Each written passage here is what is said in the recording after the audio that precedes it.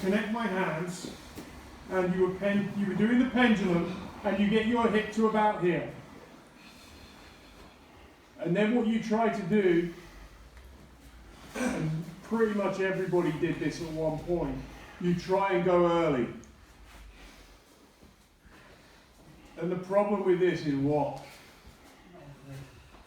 Yeah, the only connection I've got, this is an arm movement. Yeah.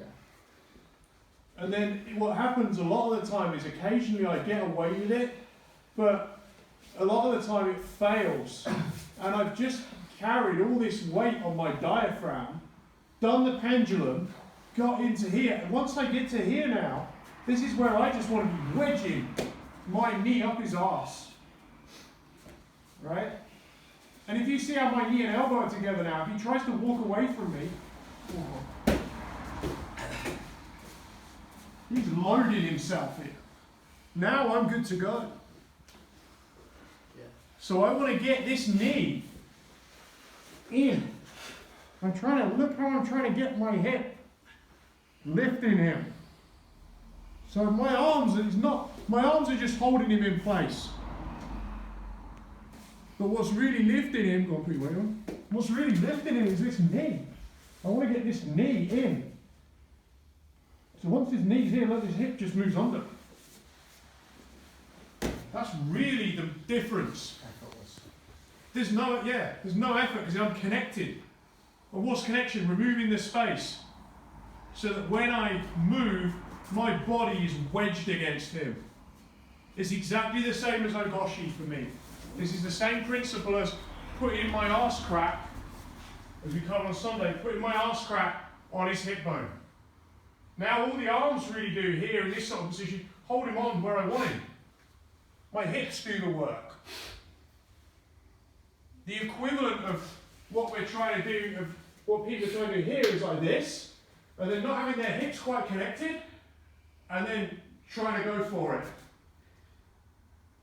And if you connect the hip or you get it near enough, you might be able to lift him. But it's a lot of work.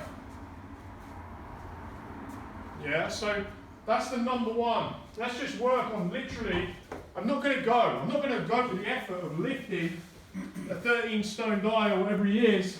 I'm not going for this until my knee's where it wants to be. Right? Obviously, that was bad habit. Obviously, by just moving my knees in, you can just keep moving his knees. So I've got a pendulum. But then once I'm in, now I'm just working on wedging that knee in between his knees.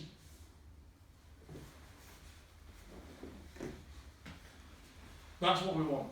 There's no way if I'm rolling with Tom, I'm going to try and go early.